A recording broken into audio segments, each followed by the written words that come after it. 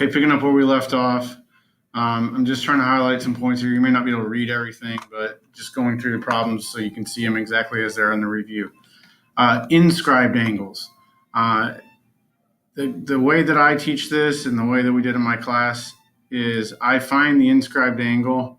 That's the angle where the vertex is on the circle, and I extend it because the relationship then is 2 to 1. The arc is always 2 to 1, and you might not need it for these problems. When you get a little more complicated, you may need it. Now, this is technically not an inscribed angle.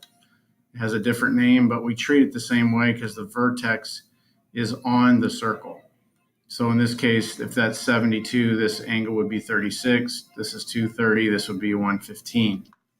Okay, so now over here is where we have a little bit of trickiness to deal with here. So I know a couple things. I'm going to extend this. I know the inscribed angle over here, and I'm writing on there so I can ignore all the extra lettering. So if this is 75, that means y is 150, because there's your 2 to 1 relationship. And then if I come back and look at this inscribed angle, I extend that one, they go through the same arc. So if this arc is 150, then this is 75. So these two are equal. The other way you do it is to know that if you go through the same arc, the angles are equal. But you can get there either way. So Z is 75.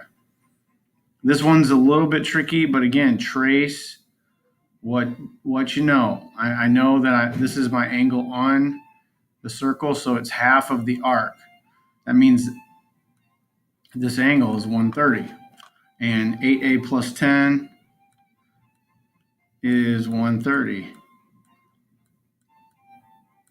And you have a little equation to solve. And this goes back to one of our rules of geometry is if we're not sure what to do, try setting something equal to it and solve. The problem is if you don't do your property, you're going to set it equal to 260 and your answer is going to be off by a factor of 2. Okay, going through the word problems. I'm not going to solve every one of them, but we're going to talk about them. The thing you need to figure out is this a diameter or a circumference problem or an area problem? So you read it. Anything to do with rolling or revolutions, traveling, that is a circumference question. So circumference is pi d or 2 pi r.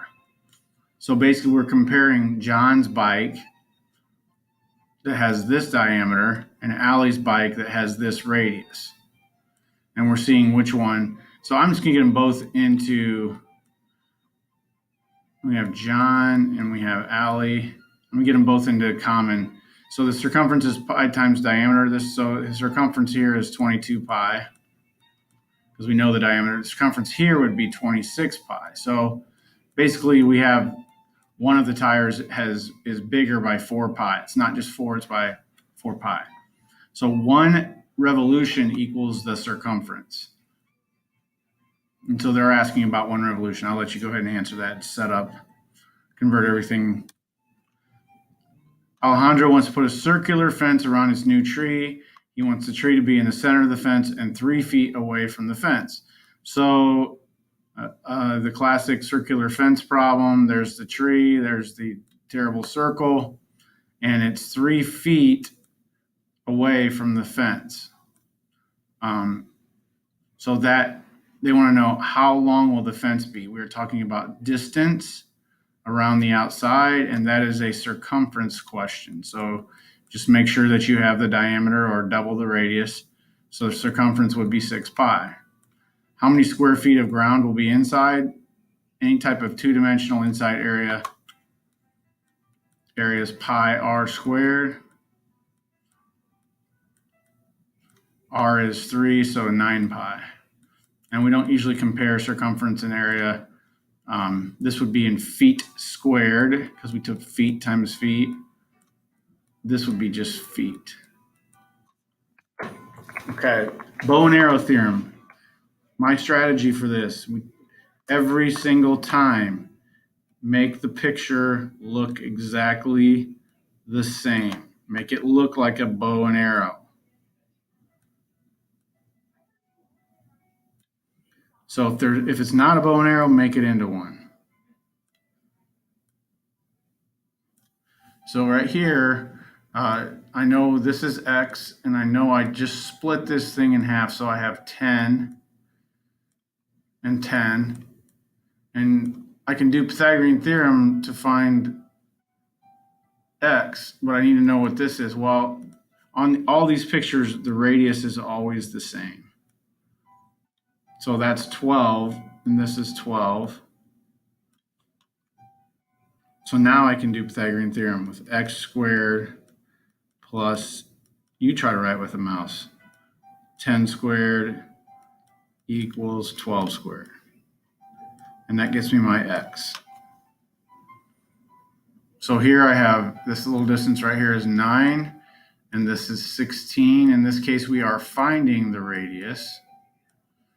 So 9 squared plus 16 squared equals x squared. And you can actually find that radius then. The problems that people get stuck on, besides making a circle with a mouse, is when they're asking you to find x out here. So anytime that you're finding x out here, just know that you're going to have to do Pythagorean Theorem probably first, and then you're going to take the radius minus that little piece that you found. You're probably going to find this piece right here, and you're going to take the radius, which is that distance, minus the little piece, so you get that x. Okay, over here, what I have is the same bow and arrow looking thing, but now this time we have arcs. And what happens here is we have this situation, it's just symmetry. You can talk about the properties, but it's symmetry. Basically, these two arcs are the same because the central angle they make is the same. So you set them equal to each other.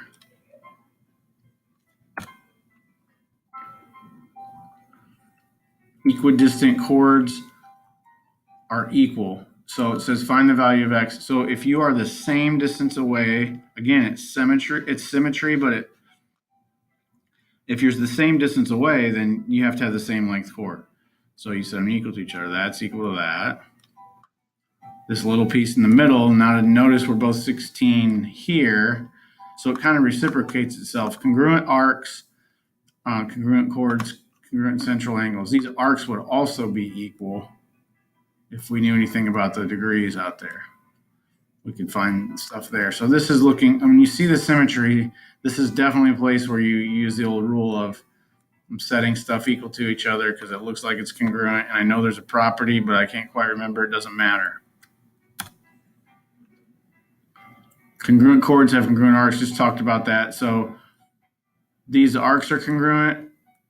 That means these chords are congruent. So these chords are congruent. These arcs are congruent. So for 24, you'd have x plus 220 equals 360.